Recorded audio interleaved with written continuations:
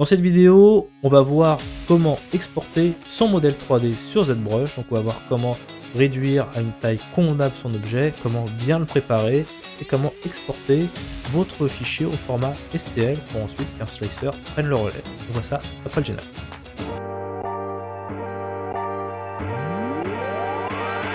Pour vous montrer comment on fait un export, j'ai choisi un objet assez simple mais qui fera très bien l'affaire.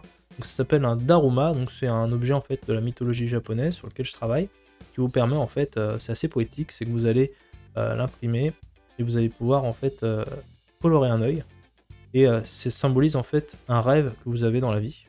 Et en fait le jour où vous avez atteint ce rêve, vous pouvez colorier l'autre œil et voilà. Donc c'est j'ai découvert ça chez des amis australiens. J'ai habité, je raconte ma vie, j'ai habité en Australie.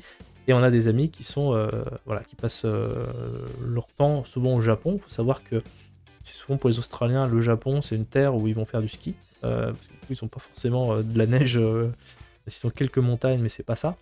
Et donc du coup, ils avaient des bibelots du Japon et ce fameux Daruma que je ne connaissais pas. Et donc du coup, c'est des choses qu'ils avaient dans la bibliothèque avec des... vous voyez, des fois qu'il y avait un œil, des fois deux. Donc je me posais la question, il m'a expliqué. Et donc je trouvais ça, 10 ans plus tard, je me suis dit, tiens, ça pourrait être sympa de le faire.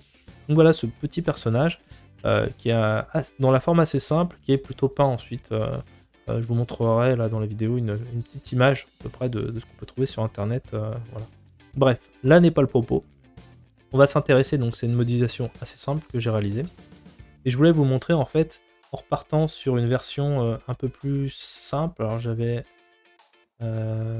voilà, par exemple comme ça, qui avait une... Voilà. Je prends celui-là parce que justement j'ai déjà préparé mon objet ici. Donc on a des polygones qui sont plus voilà, vraiment sculptables. Donc je vais vous montrer les différentes étapes. Donc là on va dire qu'on est sur la version finale. Vous voyez, j'ai quelque chose d'assez, pour le coup, j'ai une topologie qui est pas trop mal. Je travaille notamment avec le ZModeler pour avoir quelque chose de propre. Du coup mon objet est terminé. Et maintenant je veux le conformer pour l'export 3D. Alors avant toute chose, sachez que voilà, ça fait partie des choses que j'ai déjà traitées en formation. Donc j'ai une formation qui est complètement sur tout ce que vous pouvez faire d'imaginable pour l'impression 3D depuis ZBrush. Et notamment on parle d'export, je vous montre aussi des cas un peu plus complexes avec des coupes, avec des clés d'assemblage, ce genre de choses. Voilà, si vous êtes intéressé, il y a une vidéo aussi où j'en parle. Et je voulais vous montrer vraiment pour un export en fait de un ou plusieurs objets. On va partir sur cet objet là, comment on fait. Donc la première des choses, c'est déjà de vérifier votre objet. Donc de vérifier votre objet, c'est-à-dire de regarder si vous n'avez pas des trous, si vous n'avez pas voilà, des choses déjà que vous allez pouvoir devoir réparer après. Donc j'ai pas fait une coupe très propre en dessous ici, mais ça a l'air d'être bon pour l'instant. De toute façon c'est quelque chose qu'on verra pas, on va le poser dessus. Je vérifie en fait. Et en fait, moi, ce que j'aime bien faire, en fait, c'est que j'ai un... Je dis beaucoup, en fait. J'ai un bouton pour checker, en fait, si... vérifier si mon objet, il est pas trop mal. Alors, je sais que je l'ai plutôt bien modélisé, parce que maintenant, j'ai en tête ces problématiques-là. Je me fais moins avoir qu'avant. Mais, quand même, j'aime bien vérifier, quand même, en allant dans Géométrie. Vous allez dans Géométrie ici. Je l'ai mis, moi, dans mon interface. D'ailleurs, j'ai une vidéo où je vous partage mon interface, si ça vous intéresse de télécharger, puis vous aurez... la même interface que moi. Je vais aller directement, alors déjà je vais supprimer les géométries, donc maintenant c'est bon, je suis content de ce que j'ai, je vérifie que j'ai plus de dynamique subtile, ok. C'est pas ça que je voulais en venir, je voulais venir ici, Mesh Integrity, on va cliquer ici, et on va cliquer sur Check Mesh, donc on va vérifier si le mesh est ok. Donc on fait ça, il me fait... Alors ça dépend, vous avez deux types, soit vous avez un message avec des erreurs, soit ça passe, donc dans ces cas-là c'est cool. Si vous avez des erreurs, vous pouvez toujours essayer Fix Mesh. Si ça marche toujours pas, il faut savoir que ZBrush, par moment, est pas très bon pour la résolution vraiment de mesh. Moi, je suis déjà passé par des services extérieurs. Alors avant, il y a Mesh Mixer qui est maintenant sur Fusion. Vous avez aussi des réparateurs en ligne. Vous allez pouvoir mettre votre mesh et puis il va vous réparer plus ou moins. Mais surtout, par exemple, Litchi Slicer va vous prendre le mesh et va déjà vous réparer. Et en général, c'est suffisant. Une fois que vous avez passé cette étape-là, j'aime bien faire autre chose, c'est toujours cliquer quand même sur Weld Point, de checker qu'il n'y a pas des points identiques à fusionner entre eux. Et ensuite, j'ai encore un autre outil qui est Close All. Alors, tout ça, ça apparaît sur ma palette, mon interface perso. Vous pouvez le retrouver aussi dans Modify Topology. Généralement, c'est un petit peu la trousse de médecin, elle se trouve ici. Vous avez voilà, les Weld Point, vous pouvez mettre moins de distance entre les points. C'est en gros, il va regarder s'il y a des points qui sont à peu près similaires et il va vraiment les transformer en un seul point. Donc il va vraiment fusionner tout ça. Ça peut résoudre des problèmes. Et le fameux close all, c'est-à-dire il va regarder s'il n'y a pas des trous. Parce que ça, l'ennemi de l'impression 3D, c'est les trous dans les modèles. Vous voulez vraiment un modèle étanche, waterproof. Et donc on va cliquer sur close all pour être sûr. Parce que à tout moment, voilà, si vous avez, je vous montre, on se fait un petit trou comme ça. Je vérifie, il me l'a mis partout, évidemment. Bon, on va dire que j'ai des trous. Et je vais faire... après, j'annulerai. Du coup, je vais faire deleten. Donc voilà. Bon, vraiment, j'ai saccagé mon modèle.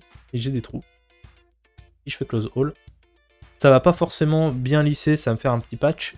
Mais au moins, je suis sûr que voilà, il m'a réparé le truc. Voilà. Après, à vous, si vous l'avez repéré, bah, c'est pas mal toujours de pouvoir le lisser un petit peu. Ouais, comme ça, c'est réglé. Bon, moi, je vais annuler parce que je préfère garder mon objet comme il était, bien comme il était.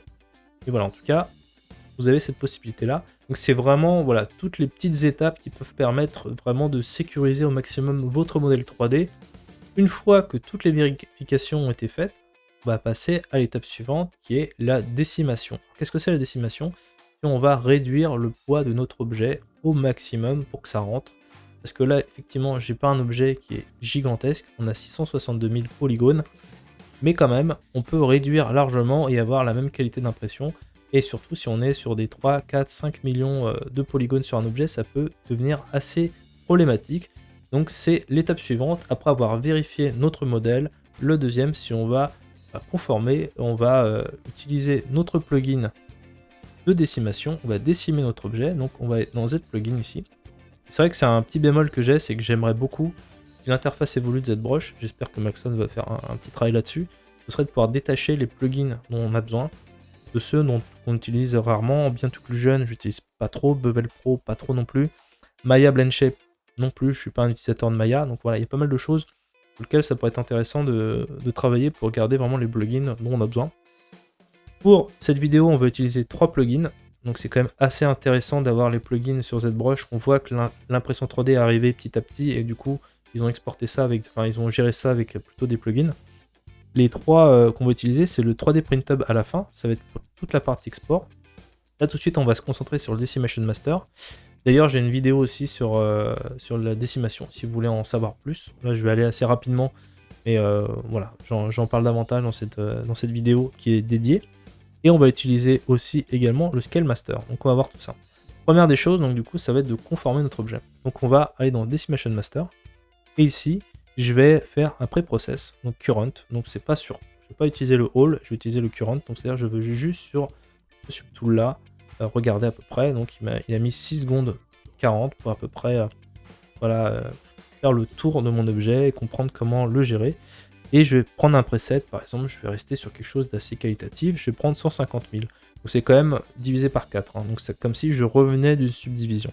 Donc je vais utiliser le preset 150K et même faire la modification. Vous voyez, on n'a pas vu de différence et pourtant, je suis vraiment, voilà, là je suis décimé.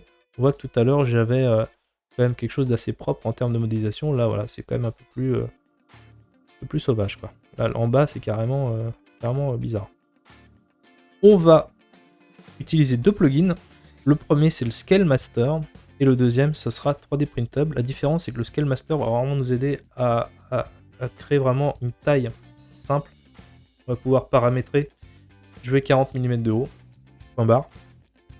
Et 3D Print Hub va nous permettre de transformer notre objet en STL. Donc, la première des choses à faire, c'est vraiment de vérifier, avant toute chose, que notre objet, bah, déjà, il est dans le bon sens, c'est-à-dire qu'il est bien en face de nous. Donc voilà, qu'on ne modifie pas le mauvais angle. Le mauvais axe, pardon. Que ce soit X, Y, Z, on soit bien déjà dans les clous. On va ouvrir le Scale Master. La première des choses à faire, c'est un peu intimidant au début en se lançant là-dessus. La première des choses à faire, c'est on va cliquer sur Slider to Subtool Size. Donc du coup, c'est qu'il va checker à peu près quelle est la taille actuelle. Alors il vous met en fait plusieurs unités de mesure. On les inch, les feet, donc ça c'est des unités plutôt anglo-saxonnes. On a millimètres et centimètres. Donc par défaut, vu que moi je suis sur plutôt des petites pièces, je vais rester sur millimètres. Et je vais pas faire d'intervention maintenant, je vais cliquer tout d'abord sur Slider pour qu'il me dise, voilà, pour lui c'est combien, notre objet fait combien. Donc là évidemment j'ai triché, mon objet était déjà bien avez une bonne taille. Alors je vais vous montrer si j'ai quelque chose. Normalement, toute logique, votre objet sera beaucoup plus grand. Voilà, on va avoir un objet comme ça. On recommence. Slider. Tac. Voilà. Donc là, j'ai grossi mon objet juste pour vous montrer si j'ai vraiment une taille abusée. Et du coup, il me dit, oh, ok, c'est plus la même, Coco. Maintenant, ton objet, il fait 150 mm de haut, donc 15 cm de haut, 160 de large, 166 de profondeur. Donc là, je dis, oulala, attention, moi, je vais imprimer, je veux que mon objet, ce soit un petit objet comme ça, de 4 ou 5 cm de hauteur. Donc en millimètres, 40 mm en Y, par exemple, ça me semblerait parfait. Donc ce que je vais faire, c'est que je vais aller sur Y, et je vais mettre 40. Et j'appuie sur Entrée. Là, proportionnellement, il va me dire, ok, si tu as besoin de 40 mm en Y, ça veut dire que tu as 42,987 en X et 43,994. Donc moi, ça me semble nickel. Ensuite, la deuxième chose à savoir, c'est qu'actuellement, j'ai beaucoup de subtools. Vous voyez, j'ai tout ça. C'est toujours le même, à des stades avancés, j'aime bien, par exemple, avoir une grosse, une grosse transformation, dupliquer mon objet, comme ça je peux revenir en arrière, ou je peux voilà, l'utiliser un petit peu pour de la projection après, ce genre de choses. Donc je veux en tout cas garder toujours plusieurs étapes.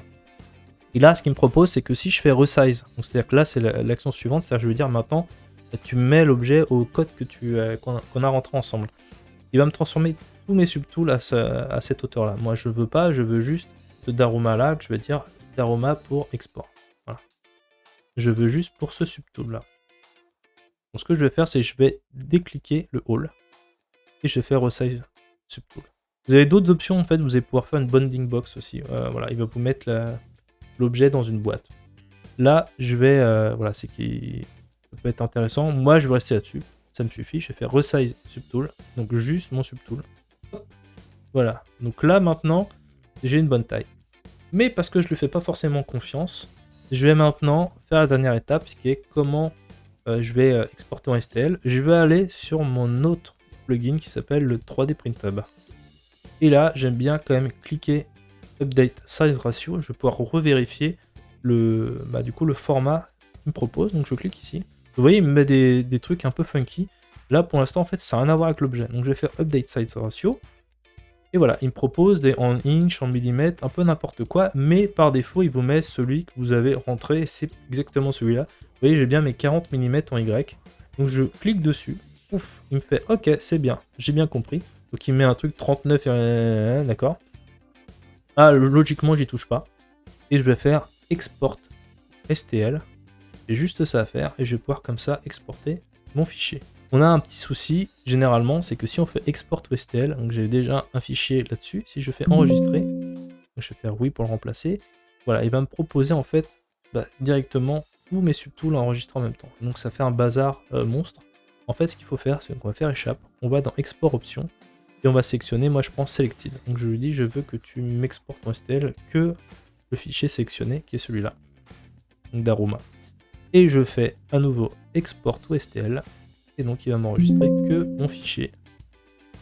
Et donc, félicitations, et pour bien vérifier que tout est nickel et que notre objet n'a pas de problème, on va aller directement sur Itchy Slicer pour vérifier tout ça.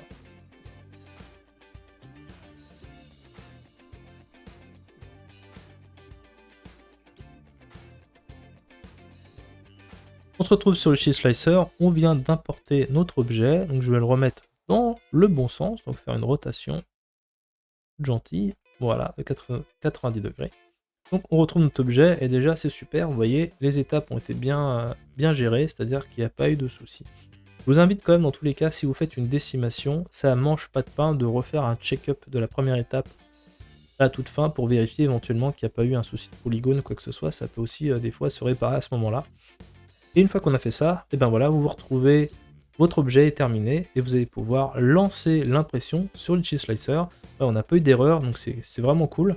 Donc voilà, toutes les étapes, donc je vous les répète, c'est vraiment de vérifier votre modèle 3D, ensuite de faire votre décimation proprement, ensuite vous allez changer la taille, et enfin vous allez exporter au format STL, et vous voyez ensuite ça marche, il n'y a plus qu'à imprimer. Et ben je vous dis à très vite, salut.